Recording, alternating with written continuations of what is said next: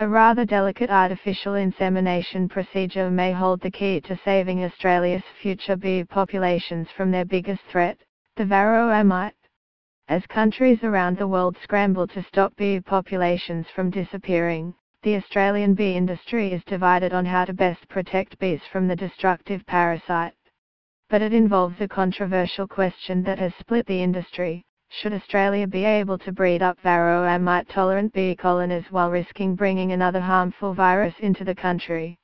Ron Clark is one of just a handful of bee breeders who uses artificial insemination to breed up colonies in Australia. It's delicate work under microscopic conditions, requiring tiny tools and a lot of patience, but Mr. Clark is passionate about creating genetically superior bee colonies. He is particularly interested in breeding up bees that would be tolerant to varroa mite.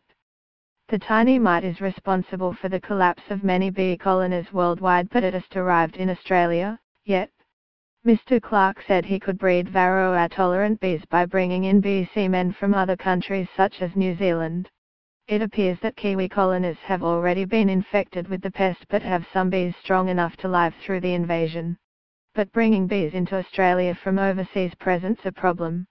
The imported bee semen that could be used by Mr. Clark to build colonies with varroa tolerance is largely infected by a different threat, the deformed wing virus. Mr. Clark is pushing the Federal Department of Agriculture and Water Resources to lift the ban on importing deformed wing virus into the country so he can easily use the stock. Deformed wing virus is a disease that, when symptoms are showing, shrinks and deforms the wings on bees. It is often recognized as the nail in the coffin to bee colonies already infected by varroa mite. However, the impact of the virus on its own is much less harmful.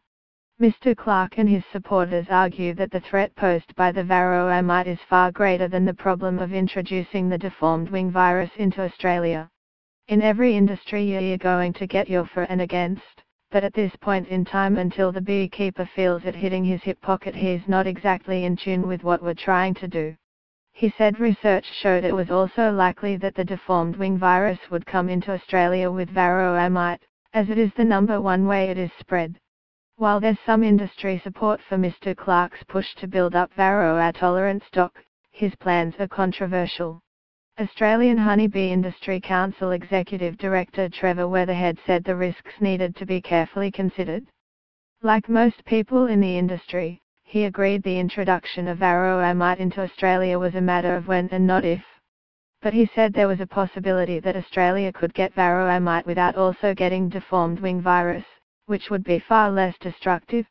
He said the industry did not want to lose that chance. Mr. Weatherhead said they were also already using their time advantage to look for other ways to lessen the impact of varroa mite in Australia.